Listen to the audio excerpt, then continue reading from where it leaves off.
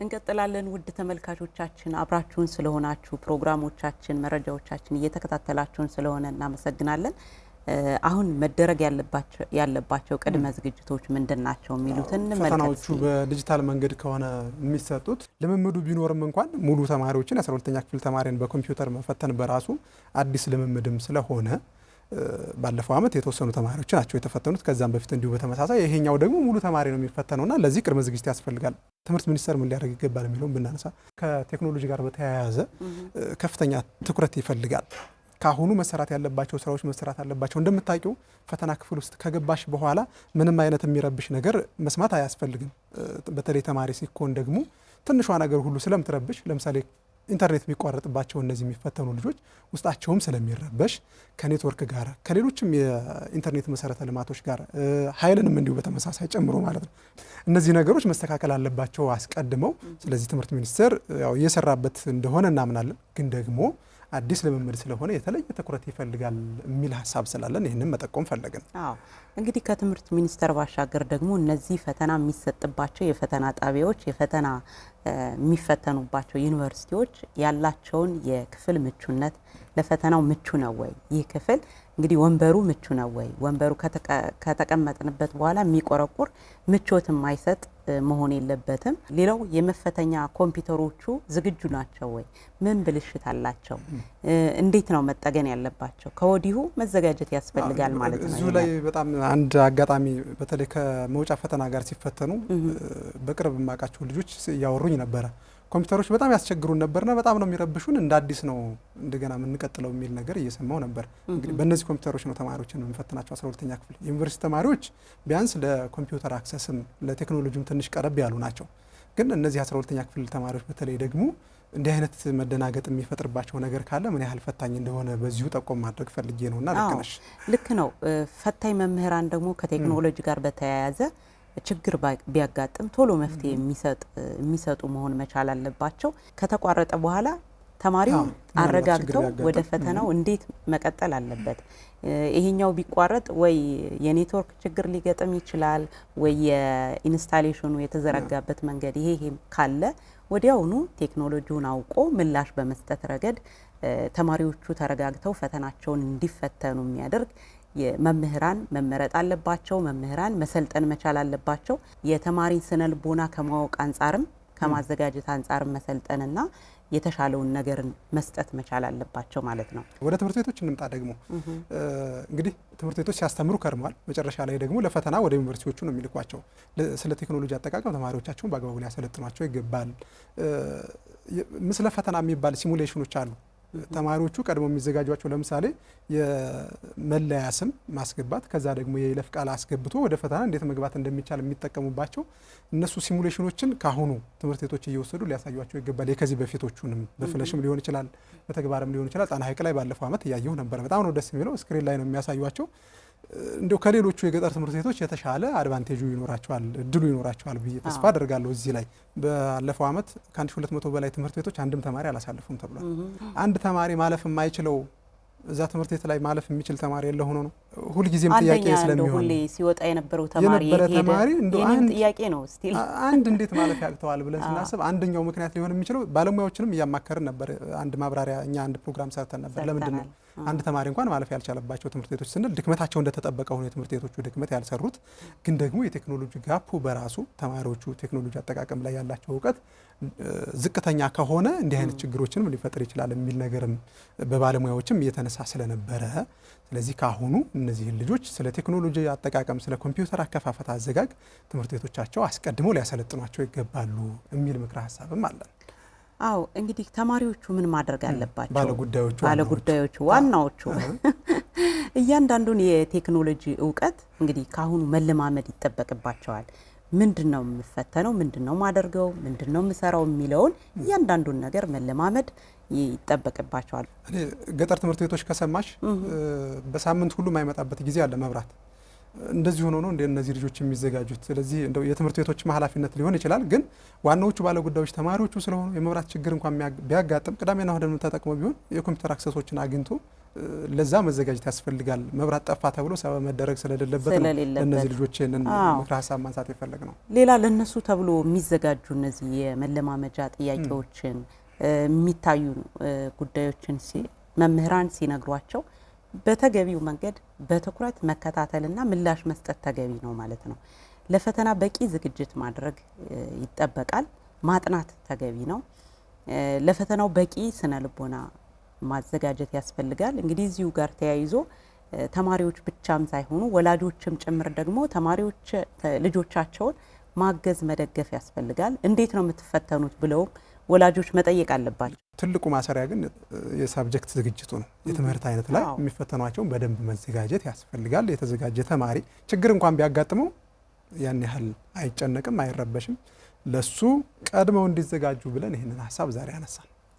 አዎ እንግዲህ ከባለፈው አመት ችግሮች ተምረን የዘንድሮን አመት ተፈታኝ ተማሪዎቻችን ውጤታማ ለማድረግ መስራት ያስፈልጋል። ባለፈው አመት ፈተናዎቹ ምን ነበር ችግራቸው ብሎ መመርመር ለዘንድሮ ውጤታማ ለመሆን ያግዛሉና ያንን ማየትም ተገቢ ነው። አንድ መሰናዶ እስኪ እንጋብዛ። ወደ ሸዋ እንጓዝ። ሸዋ ላይ ደግሞ የአንድ መምህር ተሞክሮ በባልደረቦቻችን ቀርቧል። እንደው የተወሰነ ፕሮግራሙን ስለምታውቂው ምን ይዘት አለው ጠቆም አድርገናቸው ለተመልካቾች። እንግዲህ የመምህር ካስዬ የህይወትና የስራ ልምድ ምን ይመስላል የሚል ባልደረባችን ስንታየው ኃይሉ ነው ያዘጋጀችው። ይህን ዝግጅት ተጋበዙልን፣ አብራችሁን ሆኑ። አሁን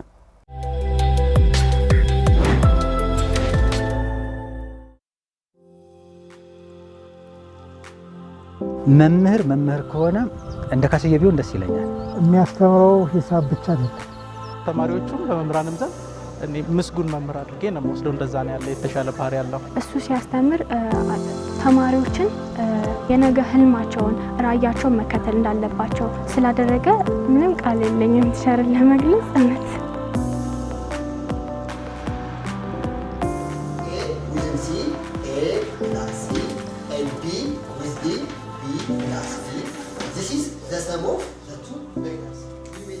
ሰላምታችን በያላችሁበት ድረስ ክቡራን ተመልካቾቻችን ከአማራ ሚዲያ ኮርፖሬሽን የአስኳላ መሰናዷችን ተጀምሯል። በዛሬው የአስኳላ መሰናዷችን በደብረ ብርሃን ከተማ በሚገኘው ኃይለ ማርያም ማሞ አጠቃላይ ሁለተኛ ደረጃ ትምህርት ቤት ውስጥ ተገኝተናል።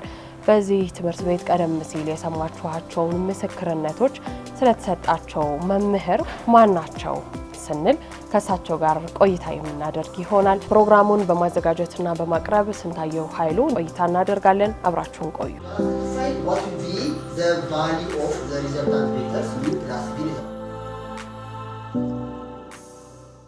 መምህር ለጊዜዎት እጅግ አድርጌ ነው የማመሰግነው። እኔም አመሰግናለሁ። ስሜ መምህር ካስዬ ብርነ ይባላል። በኃይለ ማርያም ማሞ አጠቃላይ ሁለተኛ ደረጃ ትምህርት ቤት የሂሳብ መምህር ነው። መምህር ካስዬ አመጣጣቸው ምንድነው የሚመስለው? ከቤተሰብ መምህር ለመሆንስ እንደው የፈለጉበት አጋጣሚ ምንድነው ከሚለው ብንነሳ ደስ ይለኛል። እሺ ጥሩ። እንግዲህ እኔ ተወልጄ ያደግኩት እዚሁ ደብረ ብርሃን ነው። ኃይለ ማርያም ማሞ አጠቃላይ ሁለተኛ ደረጃ ትምህርት ቤት ከ9 እስከ 12 የተማርኩበት ትምህርት ቤት ነው። በተማርኩበት ትምህርት ቤት እያስተማርኩ ነው ማለት ነው እና እዚህ ነው ተምሬ የጨረስኩት 12ኛ ክፍልን። እንግዲህ እስከ 12ኛ ክፍል ስማር ብዙ ጊዜ ያሳለፍኩት በተለያዩ ስራዎች ስሰራ ነው። ኢኮኖሚካሊ ሰፖርት ራሴ ሳደርግ ለትምህርት የሚያግዘኝ ማቴሪያል ለመግዛት ራሴን በራሴ እያስተማርኩ ነው ያልኩት። የቤተሰብ ድጋፍም አለ በመሰረቱ፣ ግን ሞር ኢኮኖሚካሊ ራሴን ሰፖርት ለማድረግ ብዙ ስራዎችን እሰራ ነበር ጎን ለጎን ከትምህርት ጎን ለጎን። ግን 9ኛ ክፍል ተማሪ ሆኜ በጣም የምወደው ሂሳብ አስተማሪ መምህር ሰለሞን የሚባል ሰለሞን ተስፋዬ እሱ አሁን ላለውበት የሂሳብ ትምህርት ግፊት አድርጓል ብዬ አስባለሁ። በጣም ነው የምወደው መምህሩን። ሂሳብ ትምህርትንም በመሰረቱ በጣም ወድ ነበረ። ስለዚህ ከዛ ጋር ተያይዞ ከ9ኛ ክፍል ጀምሮ ሂሳብ አስተማሪ መሆንን እመኝ እሻ ነበረ። የሂሳብ ትምህርት በብዙ ተማሪዎች ዘንድ ይፈራል። ሰው ደግሞ ለዛ ትምህርት ቅርብ እንደነበረው እያወቁኝ ነው የሚገኙት። ከዛ በኋላ ወደ መምህርነቱ ለመምጣት ሂሳብን ትምህርትን መውደዱ ብቻ አይሆንምና ወደ መምህርነቱ ምን አዘነበለ? በምን አጋጣሚ መምህር እንደሚሆን አሰቡ? እንግዲህ እንደነገርኩሽ እኔ 9ም 10ም 11ም ስማር ሌሎችን ተማሪዎች ሂሳብ እኔ በደንብ ስለምረዳው ስለሚገባኝ ሌሎችን ተማሪዎች አስረዳ ነበረ እና ብዙ ተማሪዎች ይፈልጉኝ ነበረ። ሂሳብን እንዳስተምራቸው። አስተማሪው ካስተማረ በኋላ በጣም ነው የምረዳው። ስለዚህ እነሱን ለማስረዳት በጣም ተፈላጊ ነበርኩ በልጅ ሆኜ ማለት ነው። ከዛ ይህን ነገር ሳየው ብዙ ሰዎች ሂሳብን ስለሚቸገሩ ቤቴ የምኖርበት እናቴ ቤት የሆነ ትንሽ ክላስ አዘጋጀውና ሂሳብን ማስተማር ጀመርኩኝ። ገና 12ኛ ክፍል ተማሪ ሆኜ 8ኛ ክፍል 9ኛ ክፍል ያሉ 10ኛ ክፍል ያሉ ልጆችን ሂሳብን መተው ይማራሉ። ይህን ነገር እያስተማርኩት በጣም እየወደድኩት ፓሽኔት እየሆንኩ መጣሁ። ወቅቱ ክፍያ ነበረው እንዴ? አዎ። ስንት ነበር? 3 ብር ይከፍሉኝ ነበር። 3 ብር ይከፍላሉ። ከዛ ስንት ሰዓት ያስተምራቸዋል? እኔ ሂሳብን ብቻ ነው የማስተምራቸው። ኦልሞስት ብዙ ሰዓት ከአንድ ሰዓት በላይ ያስተምራቸው ነበረ እና ብዙ ልጆች አስተምር ነበር። በቃ በተለይ 12ኛ ክፍል ማትሪክ ከተፈተኑ በኋላ ሙሉ ክረምትን ይህን ስራ ስሰራ ቆይቼ ነበር እና ከዛ በኋላ መምህር እንደመሆን ውጤትም ከ12ኛ ክፍል ውጤት ከመጣ በኋላ ቀጥታ ኮሌጅ ነው ጆይን ያደረኩት። ሂሳብን ነው መርጬ የተማርኩት። በዛ የነበረ የትምህርት ቆይታ ምንድን ነበር የሚመስለው? በኮሌጅ ቆይታ ኮሌጅ በደንብ አእምሮዬ በስሎ ስለገባው ትምህርትን ደግሞ ሴንስ ማድረገው ሂሳብን በጣም ስለምወደው ትምህርቱም ሂሳብን ብቻ ተኮረ ስለነበረ በጣም ከፍተኛ ውጤት አምጥቼ ነው የጨረስኩት። በአጋጣሚ ደብረ ብርሃን አጠቃላይ ትምህርት ቤት መከፈቱ ነበረ 97 ዓመተ ምህረት። ልክ ሲከፈት መምህራኖች ፈለጉ። እኔም የነበረኝ ውጤት ጥሩ ስለነበረ ተወዳደርኩኝ። ፈተናውን በጥሩ ውጤት አለፍኩኝ። ለደብረ ብርሃን አጠቃላይ ሁለተኛ ደረጃ ትምህርት ቤት የመጀመሪያ ቅጥሬን ፈጸምኩኝ ማለት ነው። መጀመሪያ የሙከራ ጊዜን የሰራሁት አንድነት ትምህርት ቤት የሚባል አለ፣ አንደኛ ደረጃ ትምህርት ቤት። እዛ ነው መጀመሪያ ሙከራ ሰርቼ ዲግሪ መጀመር ስለነበረብኝ በዛው ዓመት በጅማ ዩኒቨርሲቲ ዲግሪን ጀምሬ ወደዚህ መጣሁ ማለት ነው። ማትስ ነው ጀማርኩ ጅማ ዩኒቨርሲቲ ዲግሪን ከተማርኩ በኋላ ከዛ ማስተሬን ለመማር ደግሞ ደብረ ብርሃን ዩኒቨርሲቲ ተከፍቶ ስለነበረ ደብረ ብርሃን ዩኒቨርሲቲ ማስተሬን ማትስ ጨረስኩ ማለት ነው።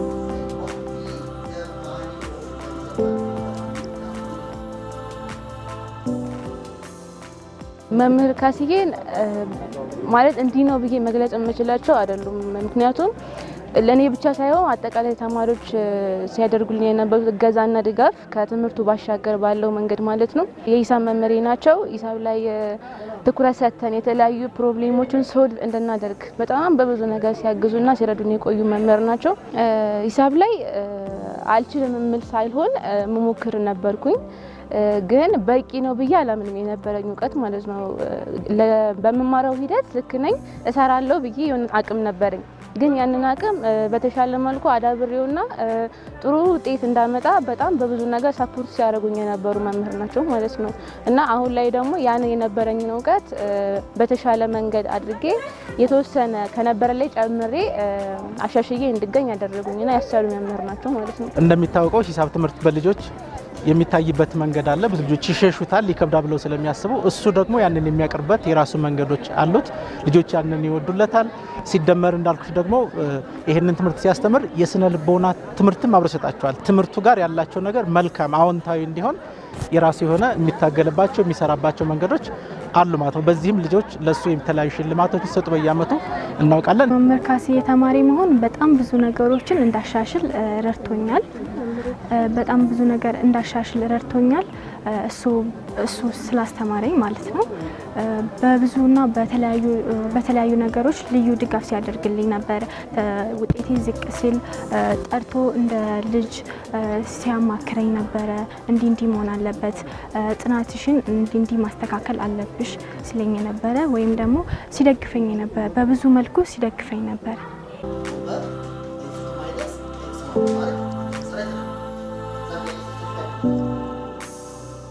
ቀደም ሲል ያነጋገርናቸው ተማሪዎችና መምህራን ሂሳብ ትምህርት በተለየ መንገድ እንደሚያስተምሩ እየነገሩ ነበረ። ምንድን ነው ሂሳብ ትምህርትን በተለየ መንገድ ማስተማር? ብዙ አስተምርና ተማሪዎች ውጤታቸው አያምርም ይሆናል። አብዛኛው ተማሪ ሞት ከግማሽ በላይ የሆነው ተማሪ ያንቺ አስተማሪሽን ትምህርት አይቀበልም። ግማሹ በአእምሮ ደረጃ ሂሳብን ይፈራዋል። በአእምሮ ደረጃ እና ያ ነገር ሁሉ ይከነክለኝ ነበርና ይሄ ነገር ምን ማድረግ እንዳለብኝ ራሴ ላይ ተማክሬ ብዙ ነገር ሪሰርች ካርኩ በኋላ ያገኘሁት ነገር ምንድነው ሂሳብን ሳይኮሎጂካሊ ነው እንጂ ፍርሃት ያለው ተማሪ ላይ በደንብ ቀርበውት እንዲገባቸው ነው ከተማሩ አቅጣጫ ካዩ በደንብ ይረዱታል ብዬ ስላሰብኩኝ ሂሳብን እንዲወዱት ብዙ ጥረት አደርጋለሁ። መጀመሪያ ያው ትምህርቱ ከመጀመር በፊት ሂሳብን ለምን እንደሚማሩ አስረዳቸዋለሁ። የሂሳብ ጥቅም ምንድነው፣ ከነገ ህይወታቸው ጋር በምን መንገድ ይያያዛል የሚለው ነገር እሱን አስተምራቸዋለሁ። አብዛኛው ትምህርት ካስተማርኩ በኋላ ከህይወት ጋር ለማያያዝ ጥረት አደርጋለሁ። እያንዳንዱ ነገር ለምሳሌ ሶልቪንግ ዘ ፕሮብሌም ሲባል በህይወታቸው ውስጥ የሚያጋጥማቸውን ችግር እንዴት መፍታት ይችላሉ። አሁን አንድን የሂሳብ ጥያቄ ለመስራት እውቀት ይፈልጋል፣ ፎርሙላ ማወቅ ይፈልጋል። እንዲሁም በህይወታቸው ደግሞ የሆነ ችግር ሲያጋጥማቸው ሶልቭ የሚያደርጉበት እውቀት ያስፈልጋቸዋል ማለት ነው። አብዛኛው ትምህርቱን ከዕለት ህይወት ጋር ለማገናኘት ጥረት አደርጋለሁ። ያ ሲሆን ሴንስ ይሰጣቸዋል፣ የሆነ ህይወት ይሰጣቸዋል። በዛ መንገድ ሂሳብን ከዕለት ህይወታቸው ጋር ለማቀናኘት ጥረት አደርጋለሁ። በዛ መንገድ ይወዱታል ብዬ አስባለሁ። ለአካባቢ ወጣቶች፣ ለልጆችም፣ ለማንኛዎቹም ነገሮች ጤናማ ኑሮ፣ ጤናማ አካል እንዲኖራቸው በደንብ አድርጎ የሚሰራ ልጅ ነው ካስዬ። ሜንታሊ ጎበዝ ሆነው ፊዚካሊ ደካማ እንዲሆኑ አልፈልግም። ስለዚህ ተማሪዎችም ስፖርት እንዲሰሩ አነሳሳቸዋለሁ። ጠንካራ ማህበረሰብ መገንባት የሚችለው አንደኛው በስፖርት ነው እየሰለማምን ማለት ነው። እና ተማሪዎች ጠንካራ እንዲሆኑ ስፖርት መስራት እንዳለባቸው አምናለሁ። ስፖርት ይሰራሉ ማለት ነው። በርካታ ስራዎችን እሰራለሁ በግሌ።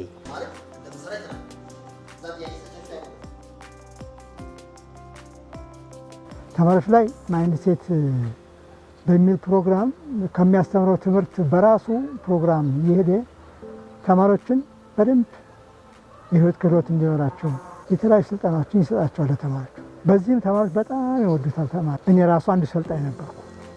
የህይወት ክህሎት ስልጠና በነፃ ነው የሰጠን። እኛውን ያለነው ውስጣችን ያለውን ነገር ለሌላው ማካፈል እንድንችል፣ የሌለን ነገር ደግሞ ከሌላው መውሰድ እንድንችል ከሌሎች መምህር አንፃር ለእኔ ለየት ያሉትና እንዲጠቅመኝ ያደረገኝ ያስቻሉት ነገር ቢኖር ማይንድ ሴት የሚባል ኮርስ አለ። ተማሪዎቹን ዛሬ ላይ ሆነው ነጋቸውን እንዴት መስራት አለባቸው፣ እንዴት ራሳቸውን ማሻሻል አለባቸው የሚሉትን ነገሮች ራሳችንን እንድናቅ የዛሬ ያለውበትን ነገር ወስኜ እንድገባ ያስቻሉኝ መምህር ናቸው። የስነ ልቦና ትምህርት በበጎ ፍቃድ ያለምንም ፋይናንሻል ወጪ መምህራን ስልጠና እንድናገኝ በትምህርት ቤት ደረጃ አዘጋጅቶ ትምህርት ቤት ላይ ሰጥቷል። አንድ ሁለት ጊዜ እንደገና በግል ኦፊስም ከፍቶ ኦፊስ ላይ የስልጠና ቦታ ስላለው እዛ ስልጠና ቦታም ላይ የተለያዩ ስልጠናዎችን ለመምህራን በነፃ ማለት ነው አስተዋጽኦ ያደረገ የራሳችን የህይወት ክህሎት እንዲኖረን ትላልቅ ድጋፎችን አስተዋጽኦችን የሚያደርግ መልካም ስብዕና ያለው መምህር ነው ለኔ ማለት ነውና ከጓደኛም በላይ እንደ ወንድም የምታየው አይነት ስብዕና ያለው ልጅ ነው ለኔ የሚገባኝ ነውና ከሁሉም ጋር ስቆ ተጫውቶ ሁሉ የሚያደርግ ነው። ይሄን አውቃለሁ ስለ ካስዬ። ማይንድ ሴት መማር የነገ ህልማቸውን ራዕያቸውን መከተል እንዳለባቸው እንዲሁም ደግሞ ውሳኔዎቻቸውን በራሳቸው መወሰን እንዲችሉ ስላደረገ እዚህ ላይ እንድገኝ አድርጎ ሰው የሚሰራበትን የሚፈርስበትን በደንብ አድርጎ ውስጠ ሚስጥር ነው ያሳየን። እንቅስቃሴዎቹን አንዳንድ ነገሮችን እንወያያለን ከሱ ጋር። ማለቁ ራሱ ቅር እያለን ያደረግንባቸው ነገሮች ናቸው። ማሰልጠኑ ብቻ ሳይሆን ከስልጠና ያገኘናቸው ነገሮች ቆንጆ ናቸው፣ ራስ ይለውጣሉ።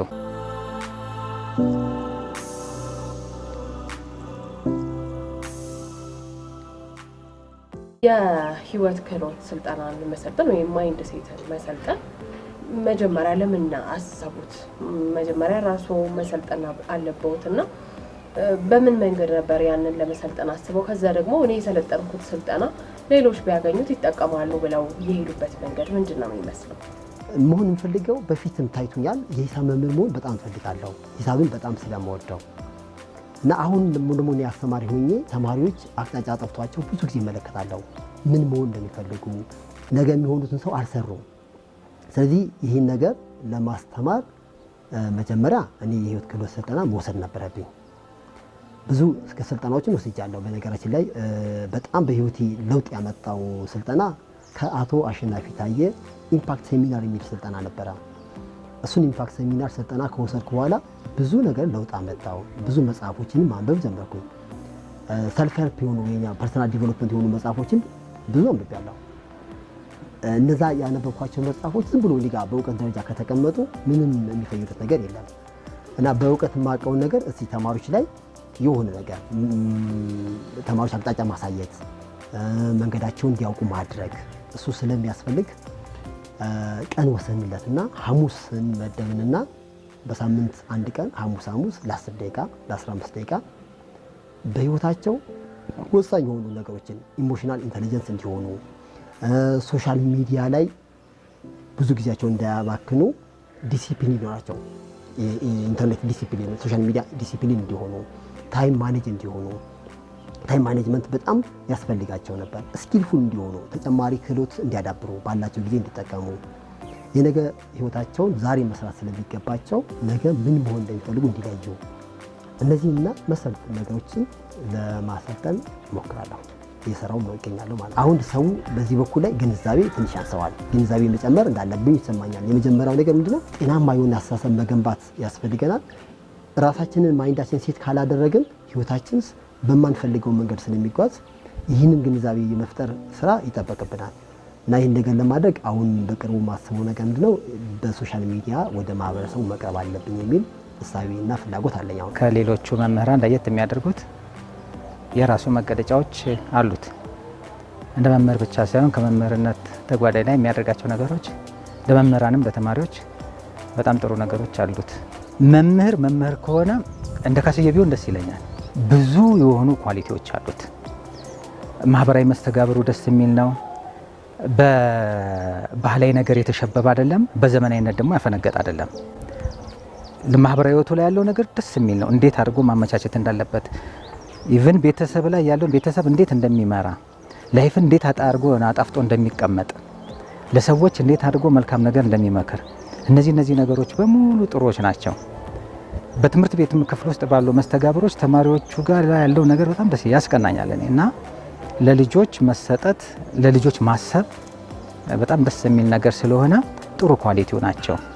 በተለይ መምህራን ሰው ከሰለጠነ በኋላ በየቀኑ አፕዴት መሆን እንዳለበት ትልቅ እንትን አለው። እንደ ቤተሰብ ነው ማለት አይፈራምም፣ እንደዚሁም እንትን የሚባል አይደለም። እንደ ቤተሰብ ነው።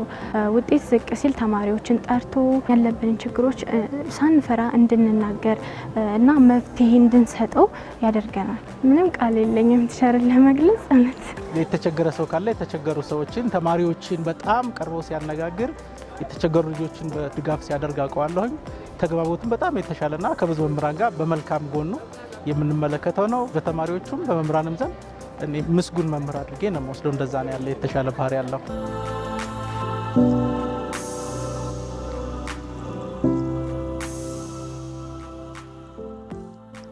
ማህበረሰብን የሚጠቅሙ ስራዎችን መስራት ወይም ደግሞ ያንን ስራ ለመስራት ማሰብ ራሱ ከምንድን ነው የመነጨው የሚል ጥያቄ እየፈጠረብኝ ነው። የምንገፋውት የሚለውን ሀሳብ እናንተ። እንግዲህ እኔ ያደግኩበት ቤተሰብ ሊሆን ይችላል። እናቴ በጣም ሶሻብል ነች። ብዙ አባቴም እንደዛው በማህበረሰቡ የተወደደ የተፈራ አይነት አባት ነው ያለኝ። በጣም የሚከበር አባት ነው እና ብዙ ጊዜ ሲያሳድገን ያደግንበት መንገድ ወደ ሶሻል አገልግሎት አይነት ነገር ነው። ሰዎችን በመጥቀም ነገር በሰፈር ውስጥ እንደዚህ ያለ የሆነ የቤተሰብ ችግር ካለ የሰፈር ችግር ካለ የሶሉሽን አይነት ሰዎች ሆነን ያደግ ነው እና አስተዳደጌ ተጽዕኖ አሳድሯል ብዬ አስባለሁ። ሌላኛው ነገር ደግሞ እኔ አሁን ባለኝ አእምሮ የተረዳሁት የገባኝ ነገር ምንድነው ይሁን የአገልጋይነት ስሜት አለኝ ወይም ደግሞ ወደዛ አዘነብላለሁ። ሰርቪስ የመስጠት ነገር ነው ማንነቴ ብዬ አምናለሁ። ያም ስለሆነ በጣም ደስ ያለኝ ነው ሰዎችን ሳገለግል ወይም ደግሞ ወደ አገልግሎት ስንሰማራ ማለት ነው እና ተፈጥሯዊ ነው። አስተዳደጌም ተጽዕኖ አለው ማለት ነው ወደዚህኛው ሰርቪስ እንዲገባ ያደረገኝ። ወደ ሂሳብ ትምህርቱ መለስ ስንልና ተማሪዎች ባይምሯቸው መጀመሪያ ይፈሩታል አይደለ? ከዛ በኋላ ለመሞከርም እድሉን አይሰጡም ለራሳቸው። ስለዚህ ምንድነው ተማሪዎች ላይ እያስተዋለው የነበረው ጉዳይ? አሁንስ እንደው ካስተማራቸው በኋላ የተቀየሩ ተማሪዎች ይኖራሉ በእርግጠኝነት እንደዛ እያነሱልኝ ስለነበር ምንድነው እስቲ ስለሱና ነው። ተማሪዎች መጀመሪያ ለሂሳብ ያላቸው ማይንድ ሴት አለ። ያ ማይንድ ሴት አስተሳሰብ ውጤት ምንድነው? ሂሳብን አክብዶ ማየት ነው። ግን የሚካበድ አለመሆኑ ሲያሳያቸው ምን ያክል ቀላል እንደሆነ ሲያውቁ ሲገባቸው አንድ ጥያቄ ሰርተው ለዛ ጥያቄ ልክ ራይት አድርገሽ አዋርድ ስትሰጫቸው ለመሞከር ፈቃደኛ ይሆናሉ ድጋሚ ለመሞከር። በተቻለ መጠን ሂሳብ ትምህርትን እንዲወዱ የማደርገው ትልቁ ነገር ሂሳብ ተሰርቶ የሚገኝ ነገር ነው እና በቀላል ጥያቄ እጀምርላቸዋለሁ። ሁልጊዜ ሳስተምር መደበኛ ዋናውን ነገር ከማስተማሪ በፊት የመጀመሪያው ማድረገው ምንድነው ስለዛ ትምህርት የሚጠቅስ ቀላል የሆኑ ጥያቄዎችን ሰጣቸዋለሁ። ያን ጥያቄ ከሰሩ ትምህርቱ መደበኛ ዋናውን ትምህርት ሲማሩ እንደ ኢንትሮዳክሽን ፓርት ቀለል ያሉ ጥያቄዎች ሰጣቸዋለሁ። ዋናውን ትምህርት ሲማሩ ከዛኛው ጥያቄ ጋር የተያያዘ ስለሚሆንላቸው በቀላሉ ሶልቭ ያደርጉታል። ያን ሶልቭ ካደረጉት ለካ እችላለሁ የሚል ነገር ውስጣቸው ይገባል። ሁልጊዜ ጥያቄ ሰጥቼ ተማሪዎችን ሮል አድርጋለሁ። የሰሩ ተማሪዎችን አበረታታለሁ፣ አርማለሁ። ይሄ ከተማሪዎች ጋር ጥሩ ኮኔክሽን እንዲኖር ያደርጋል። ሁለተኛ ትምህርቱ እንዲቀላቸው ይረዳቸዋል ብዬ አስባለሁ። ካስዬ ምን አይነት ሰው መሰለሽ? አሁን ከሰው ጋር ተገናኝተሽ ወይም ከአንድ ሰው ጋር አግኝተሽው ለመለየት የማትፈልጊው አይነት ሰው የሚያነሳልሽ ርዕሰ ጉዳይ አንቺን በደንብ አድርጎ የሚመች የሚቀልዳቸው ቀልዶች በደንብ አድርጎ ፍስሐ አይነት ነገሮች የሚያጎናጽፉ ስለ ህይወት በደንብ አድርጎ የሚያሳየሽ ተገናኝቶ ስለ ሁለተኛ ስለ ሶስተኛ ሰው ምናምን ነገር አይደለም። ሳይንሳዊ የሆነ ነገሮች ያወራሻል። ስላነበብነው መጽሐፍ ይተረክልሻል። መነበብ ያለባቸውን ነገሮች ይነግርሻል። ህይወት እንዴት ሊጣፍጥ እንደሚችል እነሱን ይጠቁማል። ስለዚህ እንደዚህ አይነት ሰው አግኝቼ ባልቆየ ነው እንትን የሚለኝ። ስለዚህ ምን ጊዜም ከሱ ጋር ሲሆን ምችት ያለ ጊዜ አሳልፋለሁ። መምህር ካስዬ እንግዲህ እኔ ከረዥም ጊዜ ጀምሮ 2000 ዓመተ ምህረት ጀምሮ ነው የማውቀው። አብረንም ሰርተናል ሌሎች ትምህርት ቤቶች ላይም። ስለዚህ በባህሪው በጣም የተመሰገነ መምህር ነው። ከተማሪዎች ጋር ያለው አታችመንት በጣም መልካም የሚባልና ጥሩ ነው። የሚወደድ አስተማሪ ነው። ከመምህራንም ጋር በተመሳሳይ እንደዚሁ በጎ ነገሮች በማድረግ የሚታወቅና ለመማር ማስተማር ስራውም ብዙ አጋዥ ስራዎችን የሚሰራ ባለ ጥሩ ስብዕና መምህር ነው። እንደዛ ነው ያለው ባህሪው የሚያውቀው እንደዛ ነው። የሚያስተምረው ሂሳብ ብቻ አይደለም፣ ሁለገብ መምህር ነው። ያ ደግሞ ለተማሪዎች ብቻ አይደለም ለመምህራኑ ነው።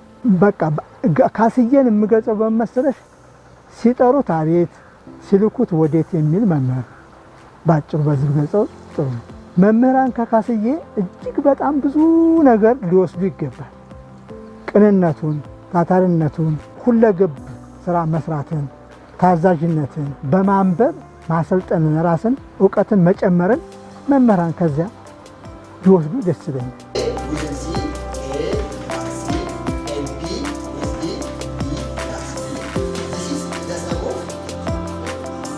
ምን ያህል ጊዜ ሆኖ በመምህርነት ቆይ? አሁን ኒርሊ ወደ 20 ዓመት እየተጠጋኝ ነው በመምህርነት ማለት ነው። እና እኔ ወዲጄው የምሰራው በጣም ፈቅጄ የማደርገው ነገር ነው እና ብዙ የተቆጭቼ አላቅም በመምህርነት ጊዜውን ራሱ። አሁን ይሄ 20 ዓመት ስጠይቂ ነው ትዝ የሚለኝ ገብቶሻል። ይህን ያክል ዓመት ማገልገሌ ኦልሞስት ትዝ አይለኝም። በየቀኑ ጊዜን የሚጠቅም ነገር እያዋልኩ እንደሆነ ስለሚሰማኝ ደስ ነው የሚለው። መምህርነቴ በጣም ነው የምወደው። በጣም እናመሰግናለሁ። ለጊዜዎት መልእክት ያስተላልፉልኝ እስቲ መጨረሻ ላይ ለተማሪዎች፣ ለወላጆች ከልጆቻቸው ጋር ያላቸውን ቁርኝት ለማዳበር ማድረግ የሚገባቸው ነገሮች መጥቀስ እፈልጋለሁ።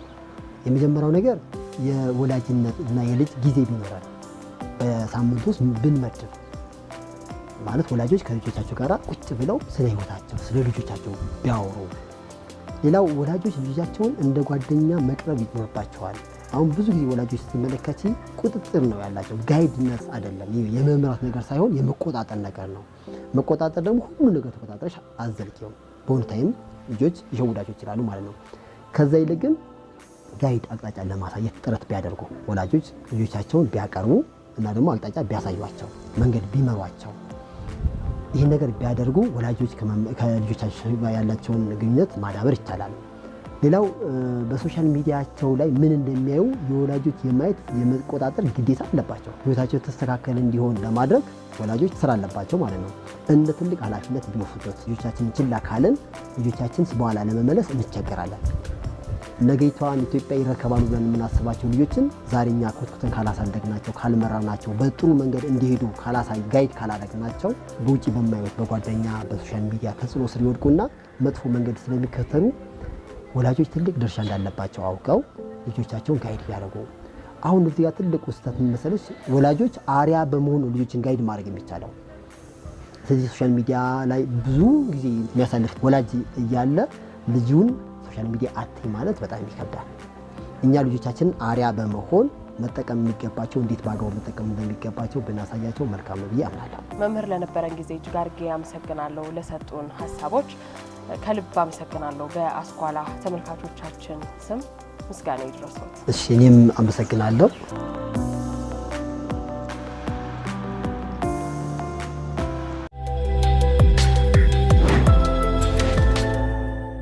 ሁለት መሰናዶዎችን ከመረጃ ጋር ወደ እናንተ ያደረሰን ሳዲያ አብዴና አስፋው ሙቀት እያስተናገድናችሁ ቆይታ አደረግን። የ12ኛ ክፍል ተማሪዎች ደግሞ ይህንን እንግዲህ ቀደም ሲል ያካፈልናችሁን መረጃዎች እየተለማመዳችሁ እየሞከራችሁት እንድትቆዩ እናሳስባለን። ሳምንት ሌሎች ዝግጅቶችን ይዘንላችሁ እንቀርባለን። ሰላም።